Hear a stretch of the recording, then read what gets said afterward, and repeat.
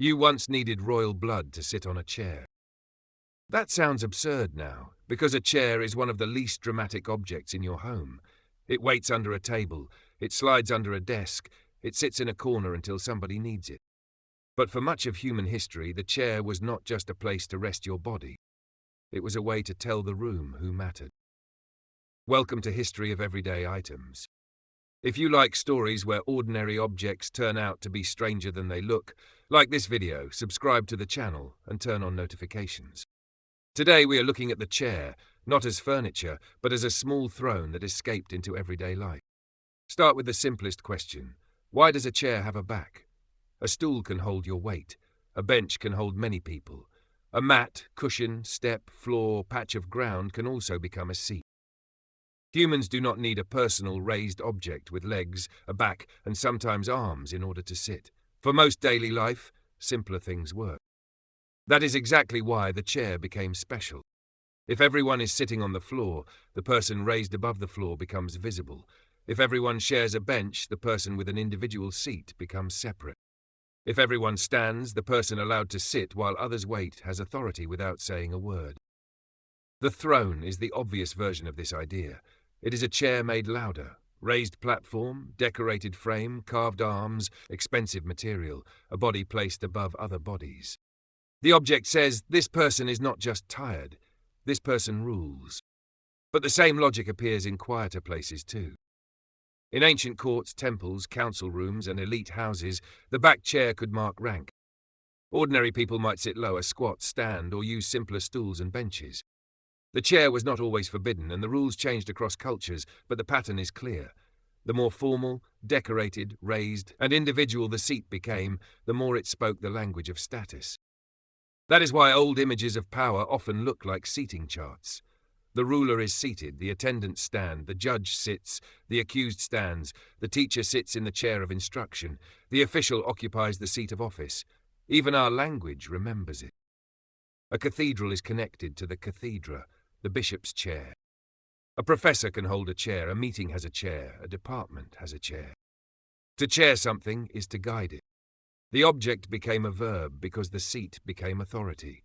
So when did the chair stop being a symbol and become just a chair? Slowly.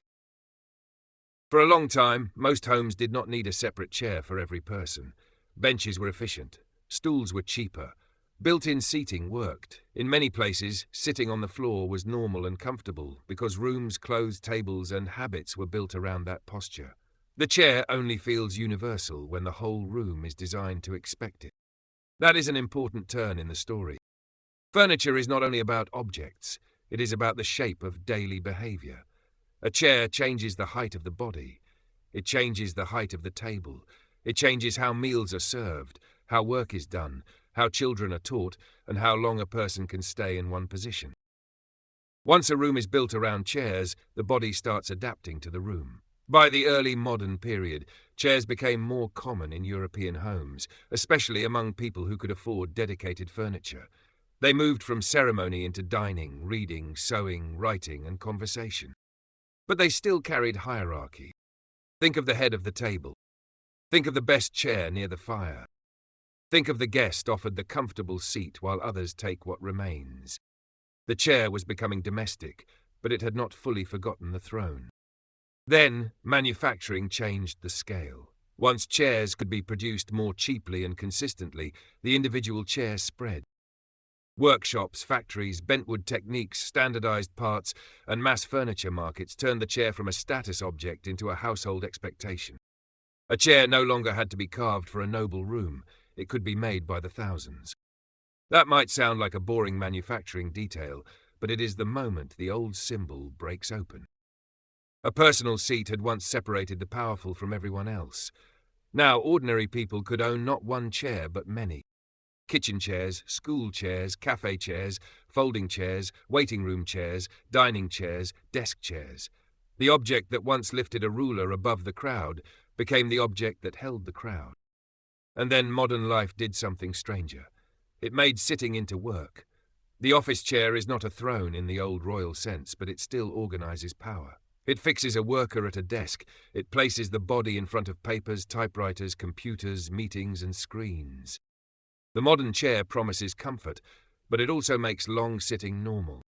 The object that once proved you were important enough to sit now proves you are expected to stay there. That is the hidden reversal.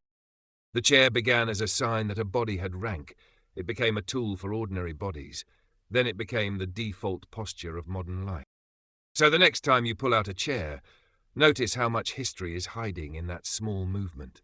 You are not just sitting down. You are using a former symbol of authority that became mass furniture, then workplace equipment, then background noise. The chair did not become ordinary because it was simple. Stools were simpler, benches were simpler, the floor was simpler.